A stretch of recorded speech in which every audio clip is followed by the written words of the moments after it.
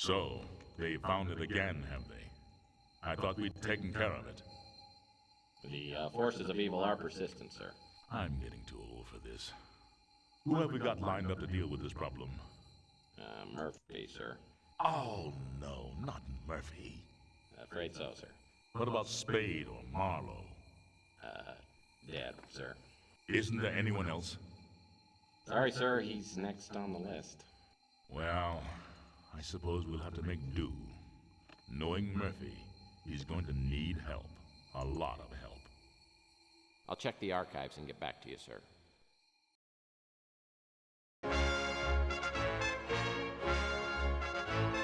News of the day. As the Second World War enters its final days, Allied forces are on the march. The troops of the Western Alliance are occupied with the dangerous duty of ferreting out the remaining pockets of Nazi resistance. The storming of Berlin has crushed the heart of German opposition and sent remnants of the Fuhrer's troops scurrying into the dark reaches of the Black Forest. The Germans have vowed to fight to the last man in their quest for world domination. But their days are numbered, with Adolf Hitler dead and the once dreaded SS disbanded. The Allies have exposed the workings of the Nazi war machine and found it festering with ancient blood cults, whose rituals and ceremonies are too astonishing and barbaric to detail. Allied forces will not rest until the last cult member has been revealed and captured.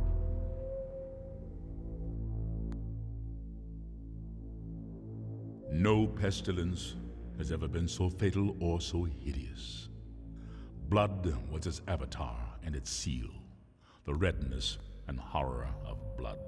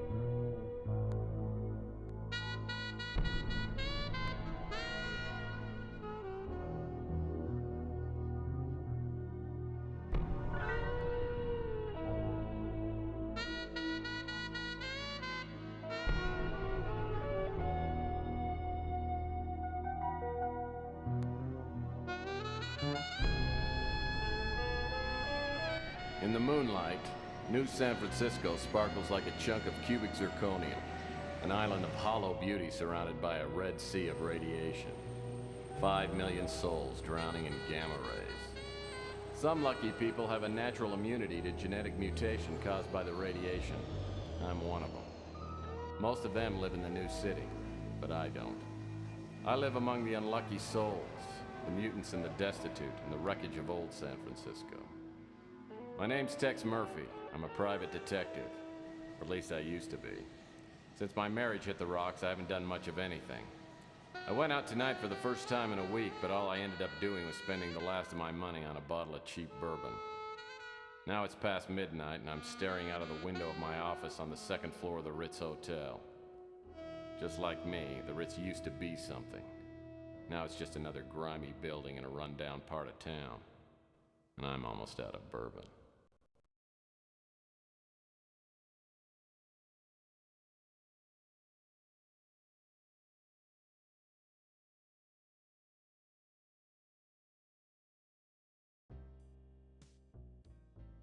My old reliable faux oak desk.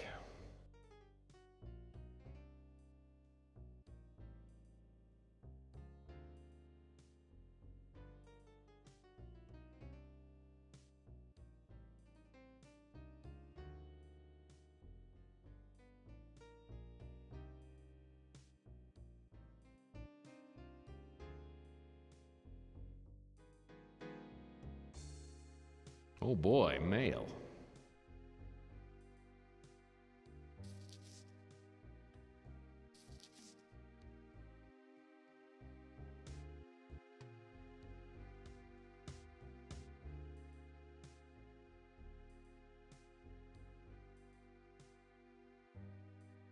A pre-approved electronic shop credit card application addressed to the previous occupant.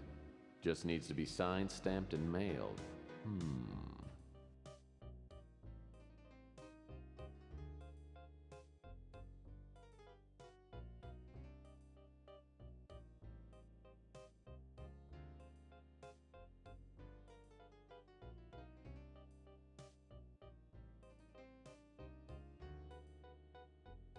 I need to run this thing down to the auto post box on the street.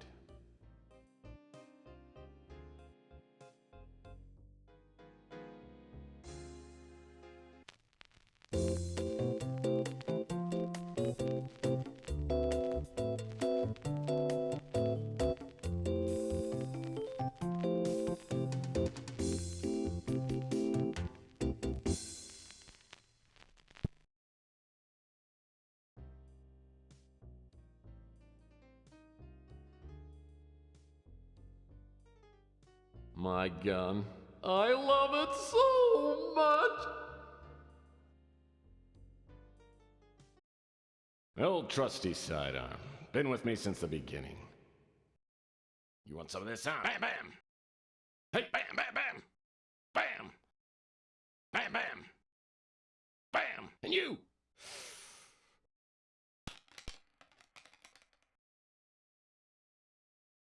Hey, Sonny, can you help me out? My girlfriend threw my gun out of the window. Yeah, that's it. Yeah, just pick it up and, hey, don't point that thing up here. That's not a toy, you know. Oh, my hell. No matter how bad things got, I always had my gun. Now I've lost that, too. I have a feeling this is going to be one of those days.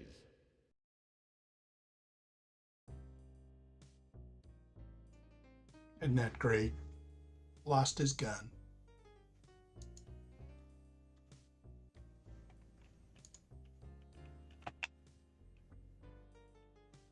Let's see if we can mail this certificate.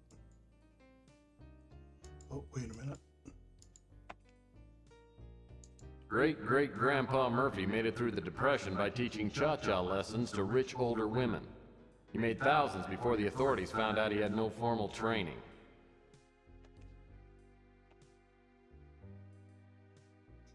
The office was actually a dance studio before I moved in, and Latin dancing is a Murphy family tradition.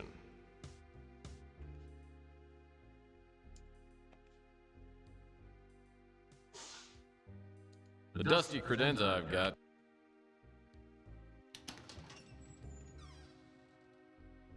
The air outside feels thick, like I'm breathing through a pair of dirty gym socks. It's a high radiation day. Most everyone will be staying inside, but I need to hunt for some work. I always like to start the day with the traditional PI breakfast. That hits the spot.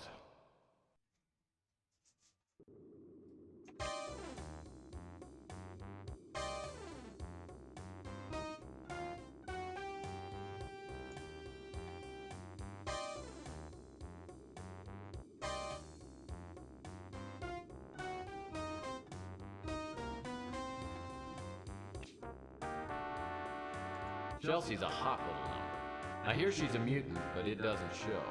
The only weird thing about her is she won't go out with me.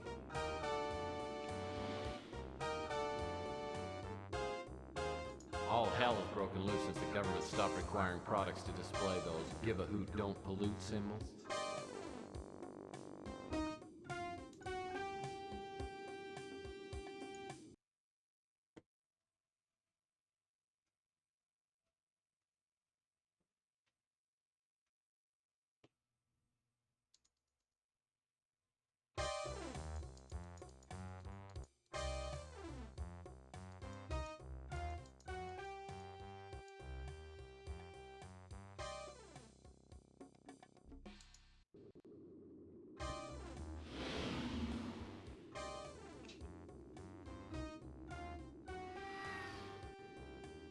My trusty 31 lightning bolt speeder.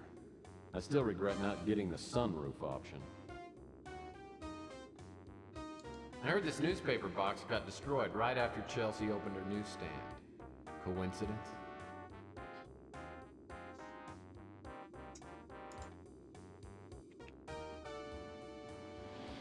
Surprisingly, the auto post box has no graffiti on it. Maybe people around here are finally starting to respect our government and its fine agencies.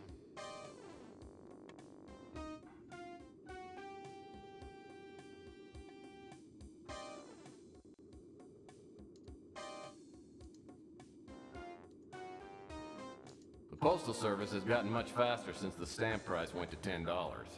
I should get my credit card back tomorrow morning.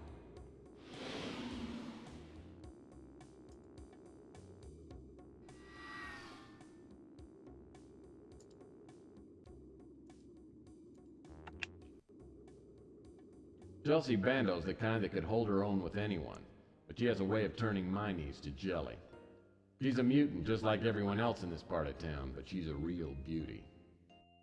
Well, hello, stranger.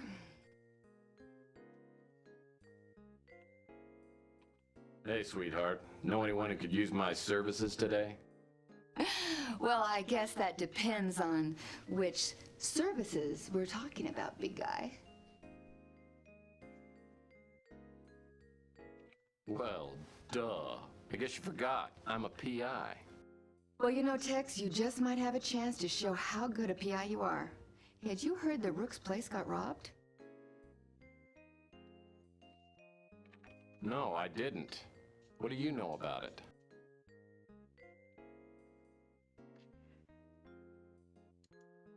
Rook acts like a tough guy, but he's a softie. Just don't tell him that to his face. Yeah, you know, I remember Rook told me about the burglary. You know, I remember a stranger hanging around the past couple of days. It might be a dead end, but I seem to remember that the guy had these bright green eyes and a tattoo of an anchor on his arm.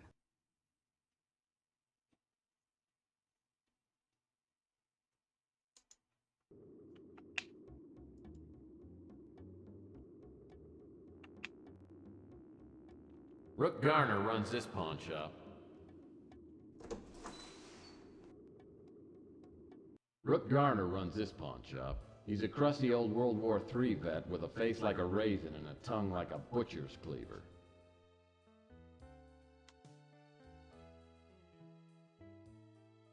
What do you want, Murphy?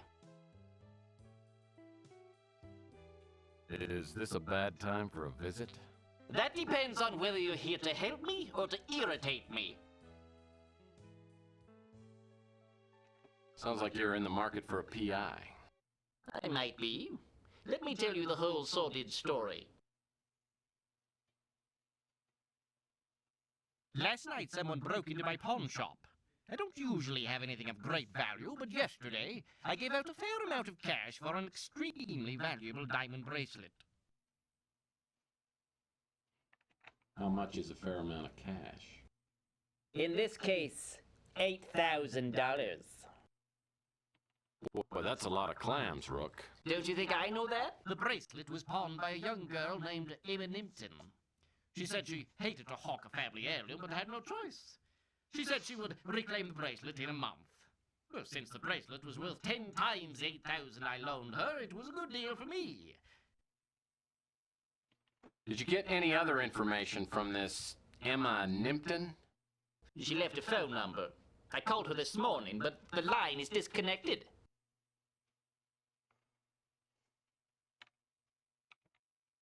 Sounds like my vast experience as a PI could come in handy. That couldn't hurt. The police are no help. A mutant is on his own when he gets robbed in this town. I'd appreciate your help. I'm not a rich man, but if you find the bracelet, I'll owe you a few favors, which could come in handy. Get back here and I'll show you where they broke in. Rook takes me out back and shows me where the burglar broke in. The back window is busted out and the latch is ripped. It's a sloppy job. As I start my investigation, I'm looking for information to enter into my CrimeLink computer back at the office. One thing's for sure, Emma Nimpton won't be one of the suspects' names. Every PI worth his salt knows that's not my name spelled backwards. Well, that's the sturdy, worm-eaten back door to Rook's pawn shop.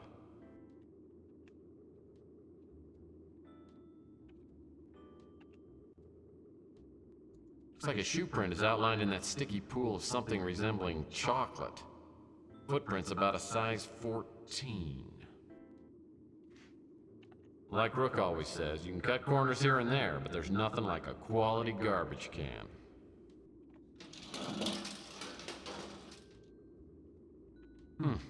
Looks like a key of some kind.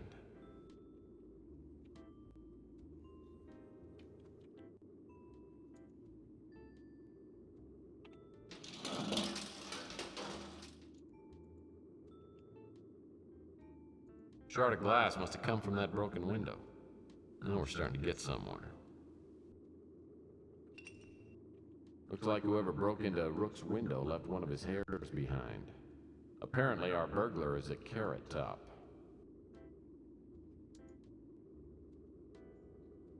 The empty bottles of chocolate syrup lying all around this alley all look like they've been licked clean.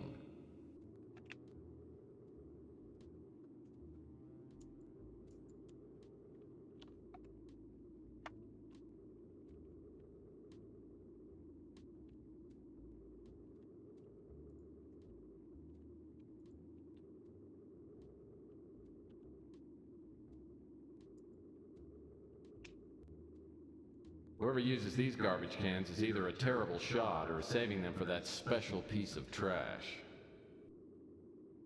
Every time I see yellow-gray water oozing out of a gutter, I just can't help but thirst for a cup of coffee from the brew and stew. The empty bottles of chocolate syrup lying all around this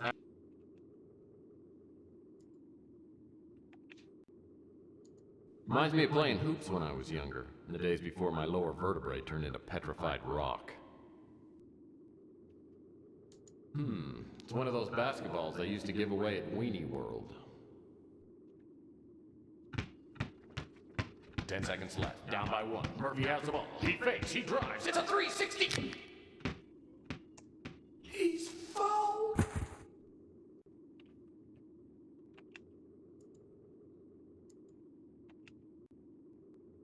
Looks like someone's back door opens onto the fire escape. Well, that steep staircase looked really hard to climb.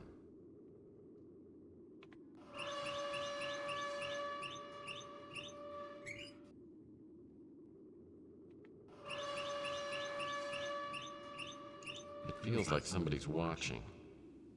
Someone really weird.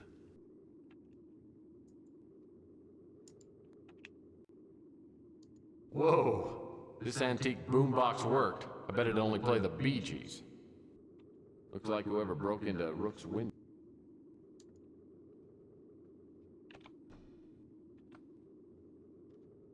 This old relic probably hasn't worked in years. Hey, there are batteries in here. I wonder if these still work. Tingly tongue. Still got juice.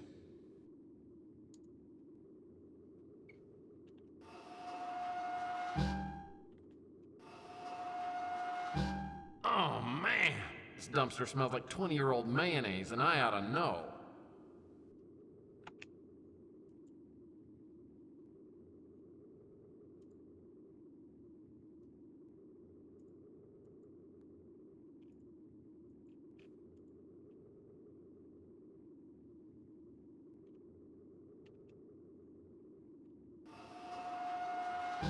Well, I'll be darned. Except for the filth and stench, the interior isn't much different than the average studio apartment. In fact, it's nicely furnished. Someone's been living here, and I wonder if he saw anything.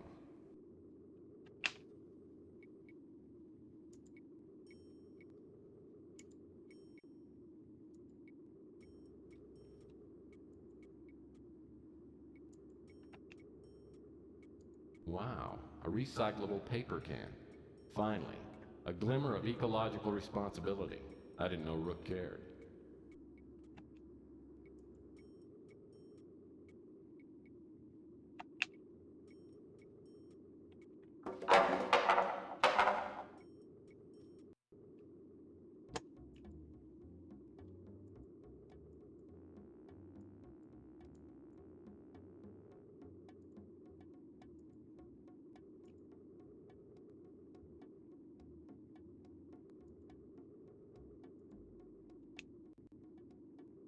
This is where Louis throws out the garbage. Street people come from miles around to sample Louis' award-winning leftovers.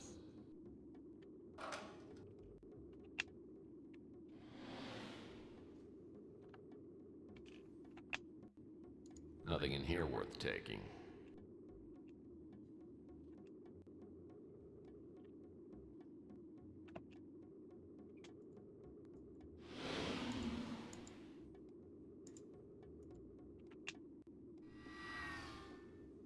Well, this is a section of the Bay City Mirror. It's a weekly newsletter that covers local goings-on written by mutants for mutants. I'd subscribe if they had a comics page.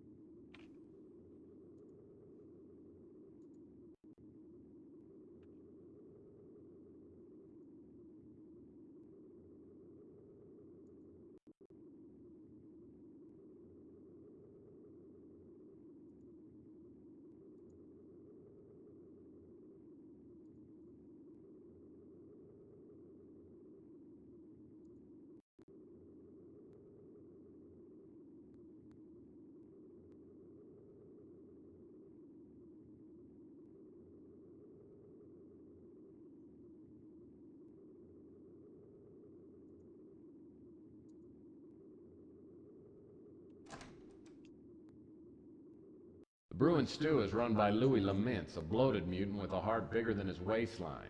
Everyone comes to Louis' cafe, so does all the street talk. If something's going on, Louis knows about it. What can I do for you, Mike? How about a pitcher of beer and the love of a good woman, Louis? Can't help you with the woman, Mike. No problem with the beer, though. Put it on your tab?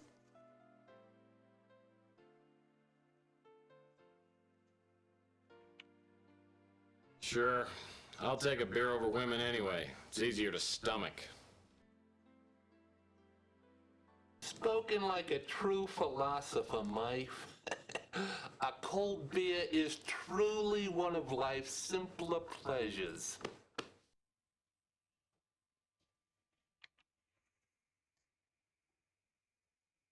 Rook's been robbed before, but he's never had anything really valuable taken. This is gonna set Rook back for a while. Too bad the cops have turned a blind eye. Rook told me about the bracelet, but I don't know anything more about it. He's one of the few norms besides you who's eaten here. Seems like a typical cop. A little dim, and not too concerned about what happens in the mutant sections of town. Sorry, Mike. Can't help you there. Rook's an ornery old cuss, but me and him are old buddies. We fought in the big war together. He's one person you can trust in these troubled times. Chelsea acts tough, but she has to be with all the scum around. And she's as smart as she is pretty. She knows a lot of what goes on in the shadows of this city. Yeah, things are a little slow, but I'm getting by. Having to lay off some of my kitchen help hurt my pride more than anything. Granny's a fireball. She and Sal opened a pizza place 7 to 8 years ago, and they've been fighting ever since. Sal's a big guy with an appetite for food, wine, and women. He comes by here most every day for lunch. Ardo comes in now and again. Usually orders a couple of steaks and a chocolate milk. His temper's as short as he is tall. And he's only got one oar in the water. A bad combination.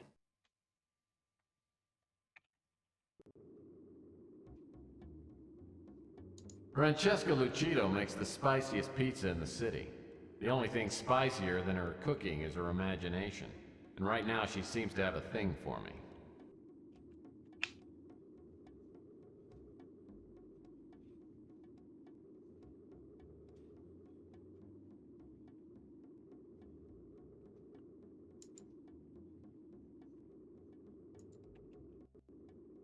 Yeah, looks like someone's locked the door. Yeah, looks like someone's locked the door.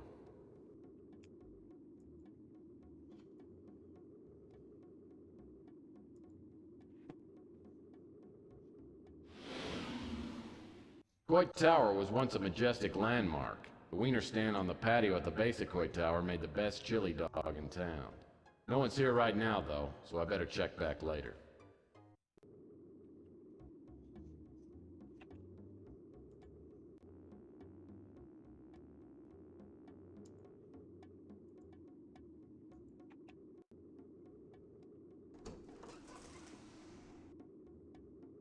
Ardo Newpop is a gigantic goon who works at the front desk at the Golden Gate Motel. Ardo's no rocket scientist. In fact, he probably doesn't even know what a rocket scientist is.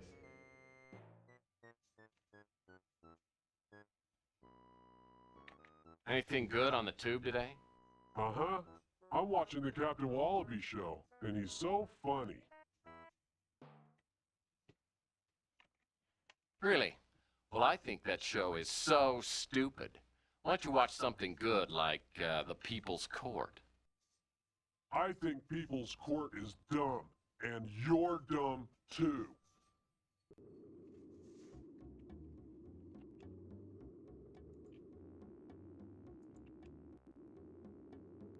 I heard that Ardo shuts the place down every once in a while to do fire safety upgrades.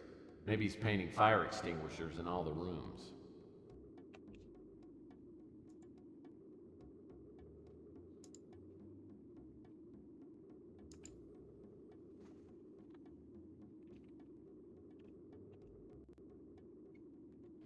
It's all locked up.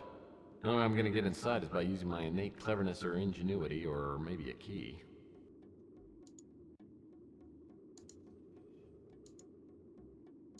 Well, that's not gonna work.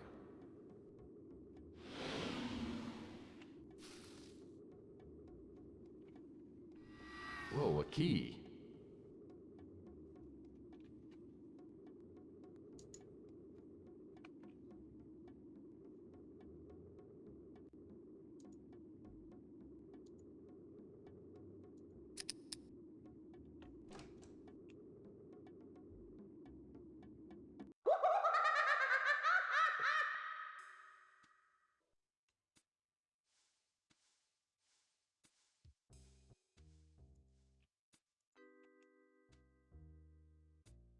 Cool.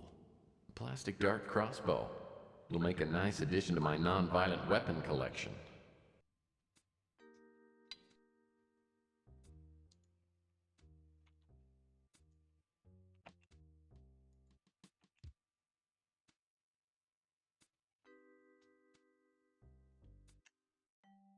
Well, I have no idea what I'd ever do with a stacking ring, but what the heck.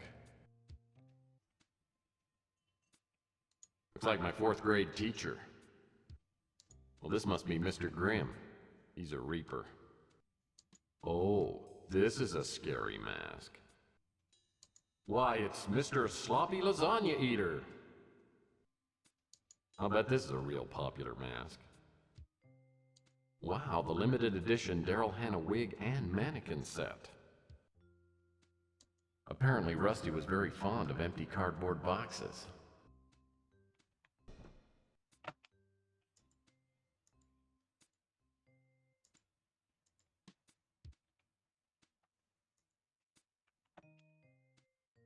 It's a Rusty Clown life-size doll. Wow, it's a dead ringer for... Oh, no pun intended. I can't get over how lifelike...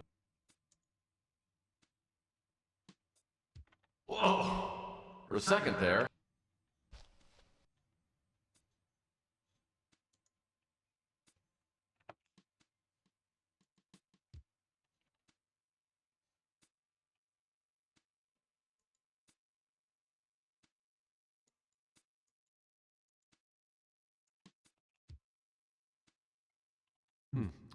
Maybe this key fits in that employees only door.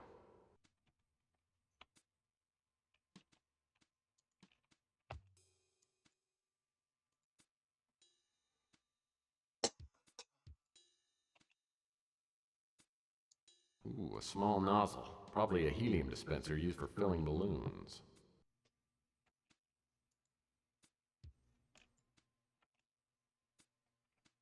Looks like some kind of in-house television. Hi, kids, it's me, Inspector Burns. As we all know, fire can be our friend, but fire can be our foe. So many times, fire starts so carelessly. And what can fires do? Fires burn you. Never, never light matches. No, no, no. Fire is dangerous. Fire made me look like this. Do you want to look like me? No, no, no. Don't look like Inspector Burns. Don't play with matches. Inspector Burns. I always thought he was a freak, but the kids love him. So does Ardo.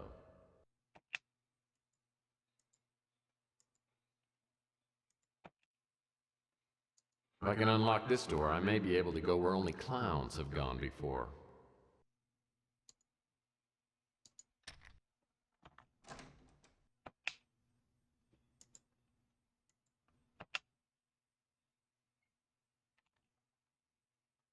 A plastic suction dart can be formidable ammo in the hands of an expert like myself.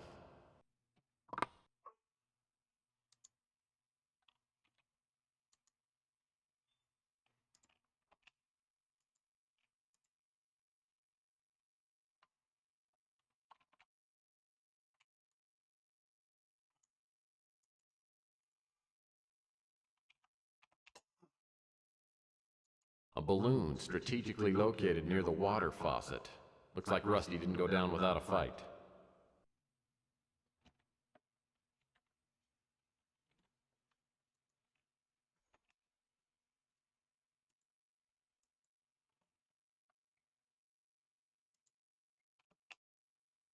Posters in here tell you more than you'd ever care to know about film processing.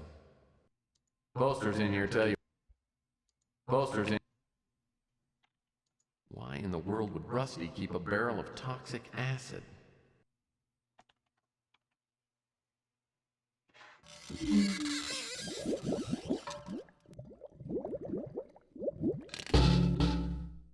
Oh, lordy. Well, this is where Rusty ended up. What a way to go. I'm willing to bet he didn't crawl in here on his own. Someone murdered him.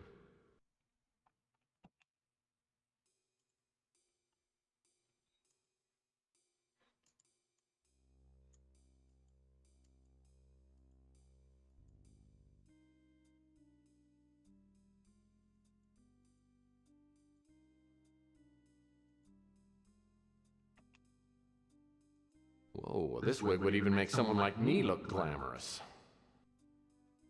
This wig must be quite popular with shy people. A mask of the king? That's blasphemy! This wig probably sells well during the Bay Area Yodeling Festival.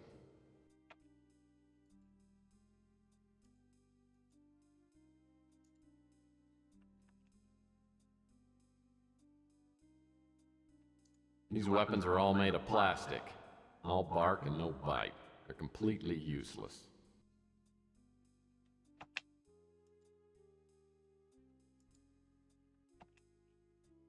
Just a couple of empty old packing boxes.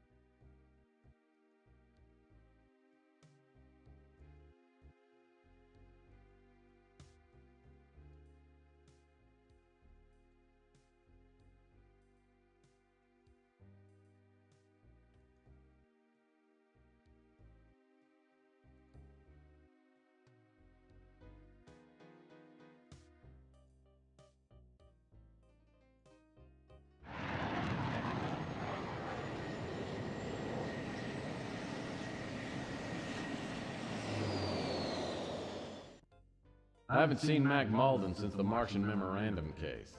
I remember him as a surly, incompetent, fat-nosed cop. As I step into his office, I can see he's changed. His nose is even bigger. Well, if it isn't Tex Murphy. I figured you'd be dead by now.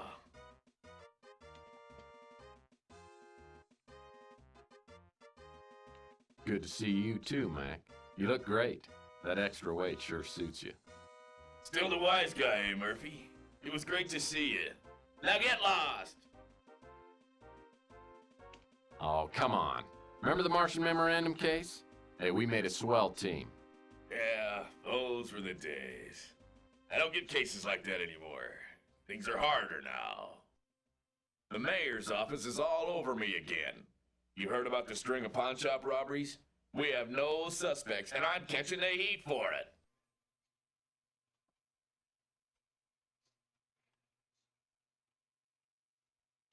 What you need is San Francisco's best detective on the case. Yeah? I asked him to help out, but he's busy. Now shove off!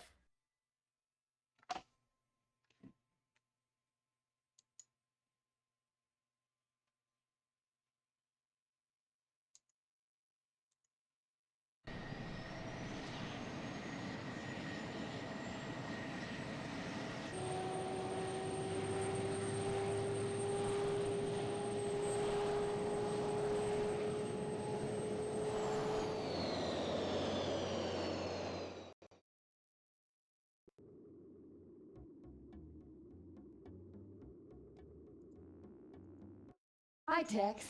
How's the investigation going? Is there anything I can do to help?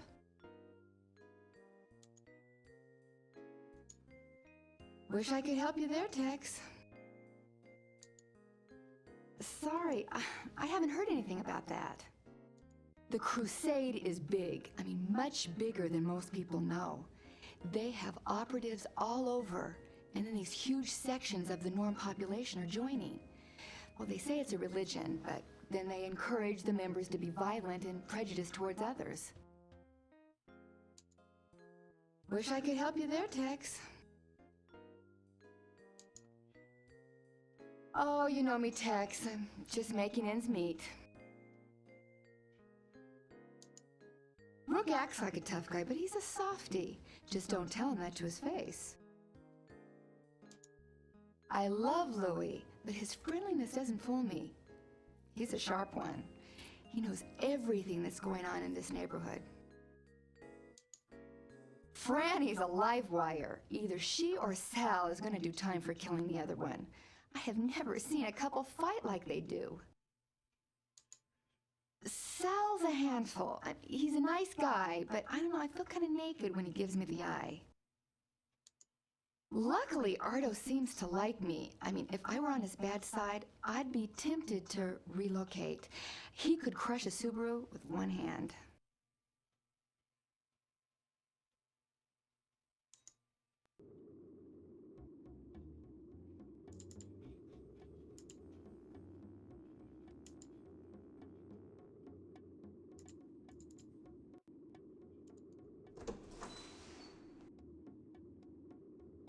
So, Murphy, have you come up with anything yet? I've got some clues, but I need some more information from you. I don't know anything about that. Don't get me started. That movement is nothing but a hate machine. The Civil War's on the horizon because we mutants can't sit around and take the discrimination anymore. Those crusading fools have started something too big to control. It was a beauty. Encrusted with diamonds and rubies and inlaid with gold. I don't know anything about that. Strikes me as a village idiot. He came by one time to see if I had any Inspector Burns action figures. I told him I'd never heard of these Burns characters and thought the kid was gonna tear my damn head off. Sal's a brute. Funny as hell, but he can get pretty bad after a couple of drinks.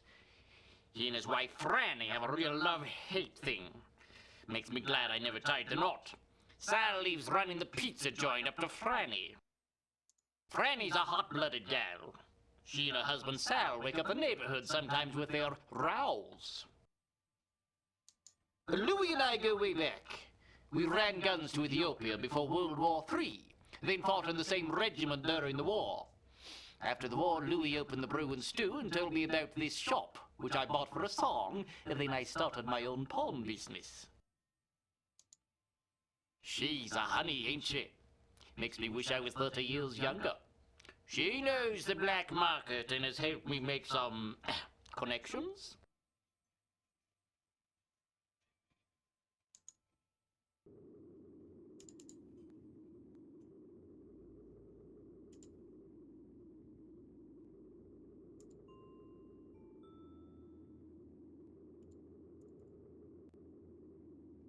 Oh, looks like Mr. Bum is home for the evening. Yeah, what do you want? Is this your, permanent address? Actually, I have a summer home in Vale, but this spot keeps me in touch with the common people.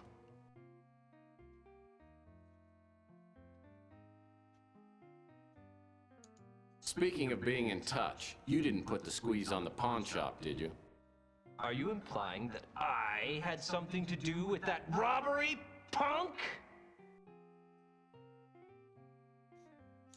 Well, I guess that depends on how you define the word implying. Why don't you hit the road before I get really offended? Oh no, not you again. Look, I'll warn you right now, I'm almost out of chocolate syrup and I'm not in a good mood. Well, why don't you go buy some more? Oh, I forgot. You're a bum. Spare me the insults, tough guy. If you got something to say, spill it. I tried to forget you, I really did. But I had to come back and see what I could do to help you get back on your feet. Ah, you are a pest! This isn't a good time for a social call, punk. If I don't get her fixed soon, I'll go insane! Dore mi fa sol la ti do.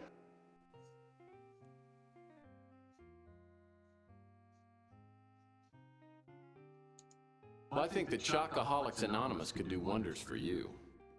How do you get lost before I eat that chocolate-colored out of yours?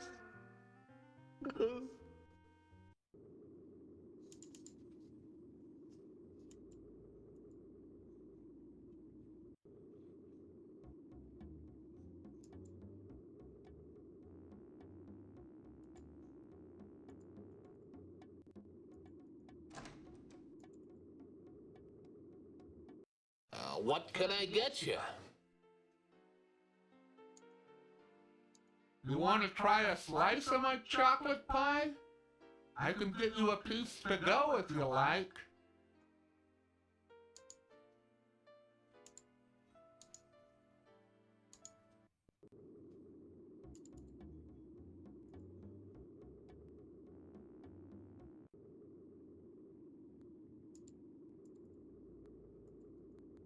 This isn't a good time for a social call, punk. If I don't get her fixed soon, I'll go insane! Dore mi fa sol la ti do. I don't make a practice of helping out addicts, but I think I've got something that will ease the pain. Oh, hold out on me, man. If you've got something, let's have it.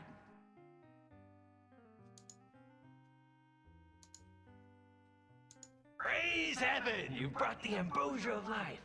Ask me anything you want.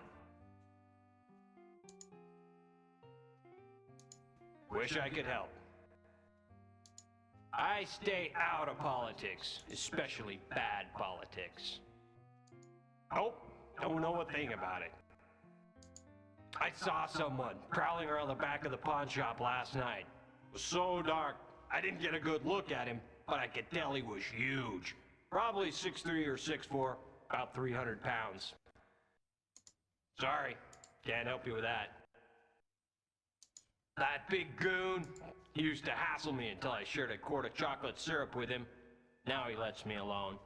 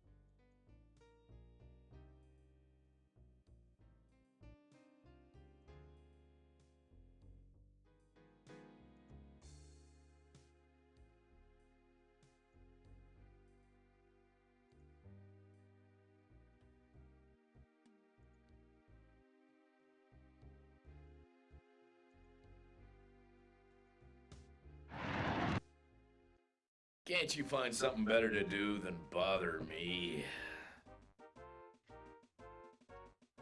I don't mean to bother you, but I'm still stuck on this case. Sure you are. Probably a case of cheap scotch.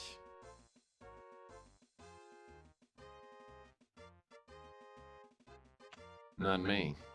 I hear drinking too much is your department. Hey, I got plenty to drink about. The mayor's office is all over me again. You heard about the string of pawn shop robberies? We have no suspects, and I'm catching the heat for it. So you and your crack team of detectives have no leads? Of course we have leads, you pots. We know he's a Norm, Caucasian, and has AB negative blood. That narrows down our list of suspects to about 1 million. Now get out of my hair. I got work to do.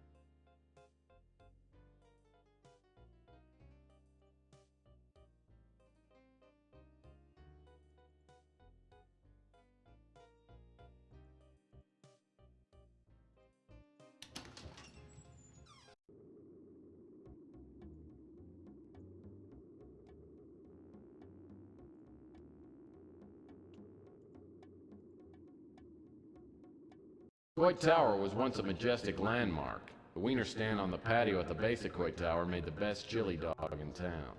No one's here right now, though, so I better check back later.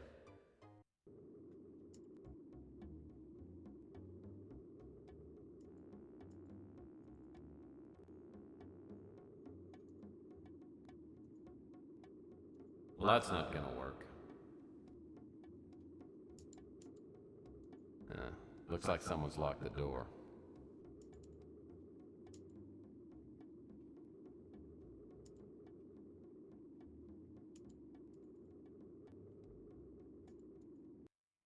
What can I do for you, Tex?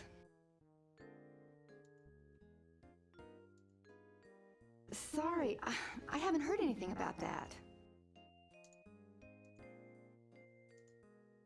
Oh yeah, I know Beak. If you want to talk to him, you might try hanging out around Coit Tower. I remember Rusty. He had a kid show on TV when I was young. I hated the show. That clown makeup always scared me.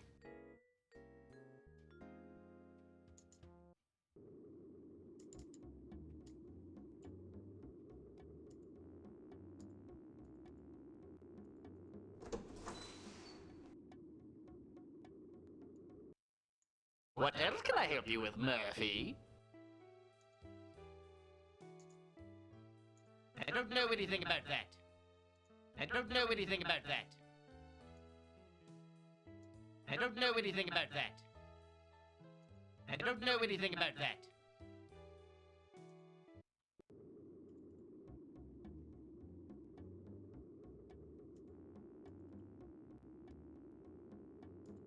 I heard that Ardo shuts the place down every once in a while to do fire safety.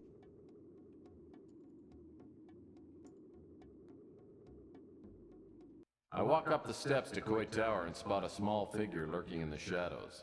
In the half light, I can see only the person's profile, but it's definitely Beak.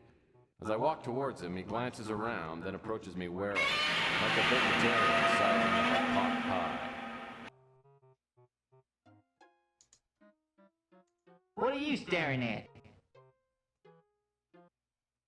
Pardon my staring, but that is a truly impressive schnoz you've got. Come on, don't make fun, huh? What do you want? Who are you? I'm someone who'd like to make a deal for some information. What's that? Deal? I'm listening. What you got? Okay, I can use this. My nose has started sagging lately. Makes it hard to breathe. Now, what kind of info you looking for, hmm?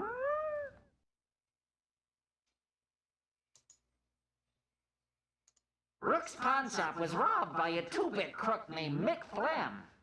He and his girlfriend have knocked off half a dozen pawn shops over the past month.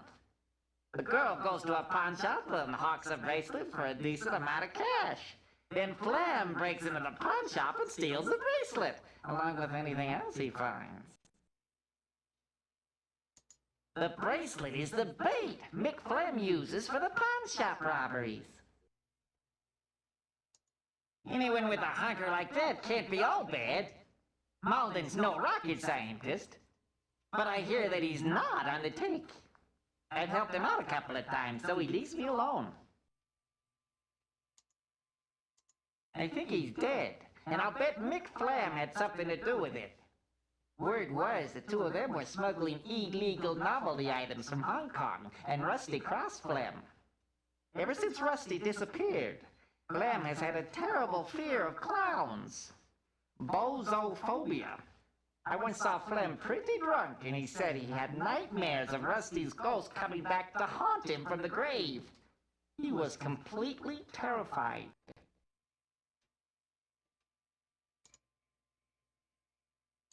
I haven't got any info on that.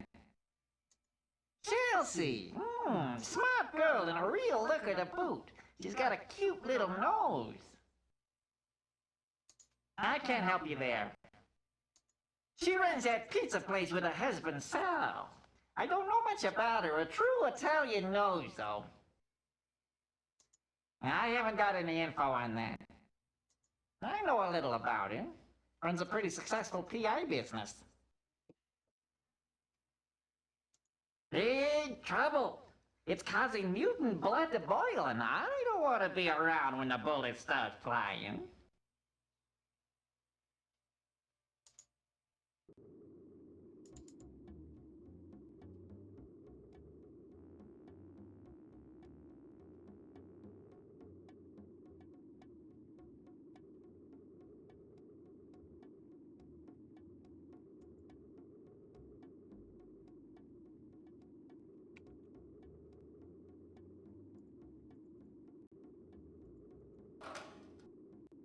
Nothing in here worth taking.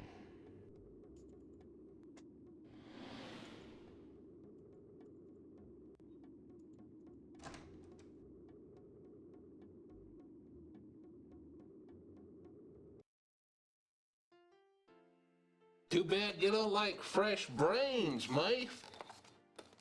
Hot off the grill.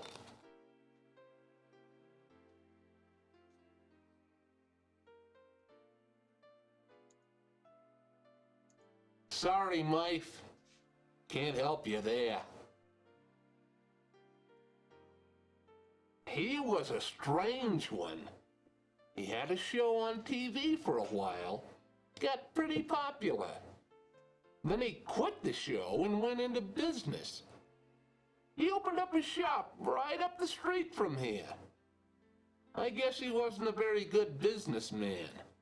The shop went out of business within a couple of months. Then Rusty just disappeared. I heard he'd made some enemies in the novelty trade. Sorry, mate. Can't help you there.